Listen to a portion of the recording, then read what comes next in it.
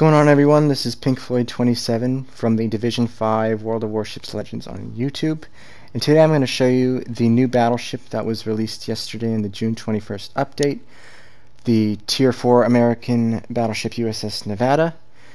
Basically, I'm going over what I like about it, what I don't like about it, comparing it to like the New York or Texas, which is also Tier 4, and also going over the history of the USS Nevada.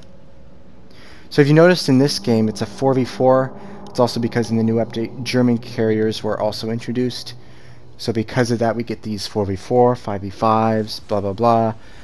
And that's not a big deal. It's not really going to affect me much. If anything, it actually helped me in this game. Basically, USS Nevada was in between the Pennsylvania class and the New York or Texas class battleships. She was laid down in 1912, launched in 1914, and then commissioned in 1916. And she saw action in both World War I and up to World War II and beyond. She weighs in at 30,000 tons and has 10 14-inch guns arranged into sets of 2 of 3 turrets and 2 of 2 turrets. So basically, we got a Britannia pulling up on us. We're going to do our AP. And basically, what I like about the Nevada so far is it really pens a lot. I think I actually got 9 pens on another Nevada in it. Yeah, we get a handful of pens there.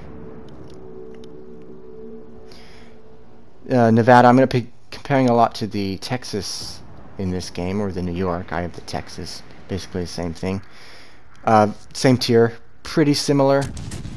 The Nevada, it's got a better reload time, and I believe it has also better rudder shift and better concealment, whereas the Texas, it's more sturdier, it has better hit points, has better torpedo protection. I'm not saying one's better than the other, but as I can tell, they're actually quite different. The Nevada is kind of more like a glass cannon-esque. I know you could say a lot of ships in this game are like glass cannons, but this one really does, because it's a lot of its armor and around its outsides and its deck are like cruiser armor. But it's still, it hits hard. Again, it pens. We're penning the crap out of this Britannia here. Get a couple more pens.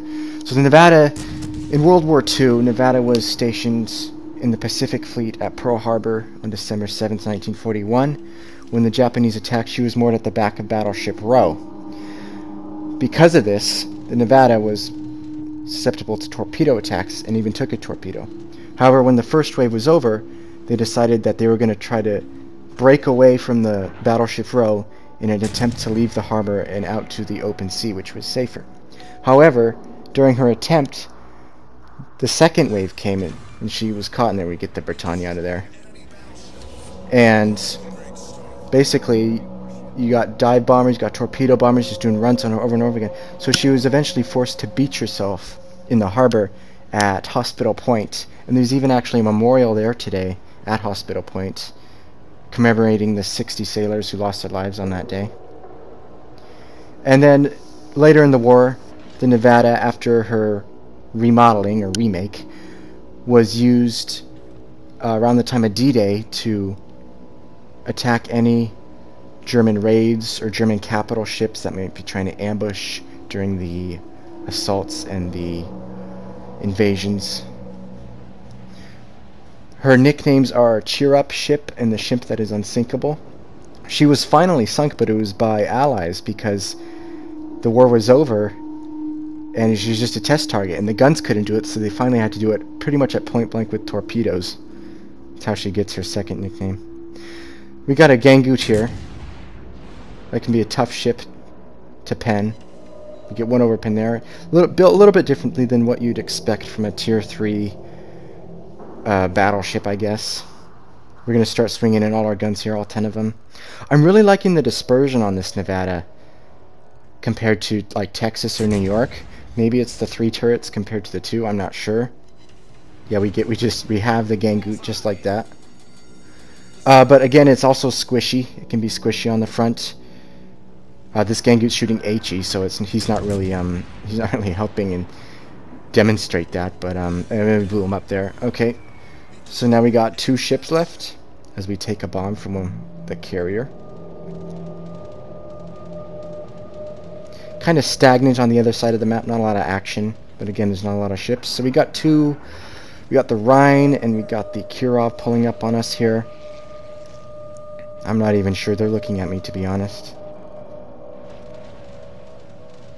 We're going to swing all our guns at this carrier. If you're in a battleship and you see a carrier coming at you or close to you, I'd shoot it, because it shouldn't take more than 2 salvos to take him out. And we'll see right here, we're going to hit him right on the deck. Ready? Boom, gone. We got, again, we get the pens, and then we got the citadels, and that's that for the carrier. Now we just got this Kirov here, and my luck kind of runs out at this point for the citadels, and basically I see a lot in higher tiers where you shoot a cruiser with the battleship, and instead of getting pens and citadels, you get this. Yeah, five overpens. I mean, at this point, I don't really care. It's just, you know, it's become a common thing, it seems.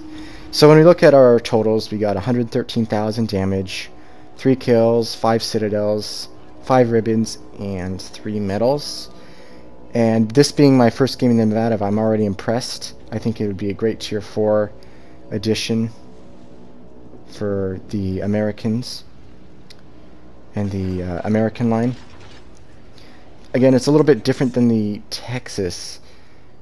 It feels, I don't know why, it feels more maneuverable. I'd have to check. Maybe I think the rudder shift is a bit better, but it feels more like I'm playing in Arizona than a Texas. I don't know, maybe it's the aesthetics or something.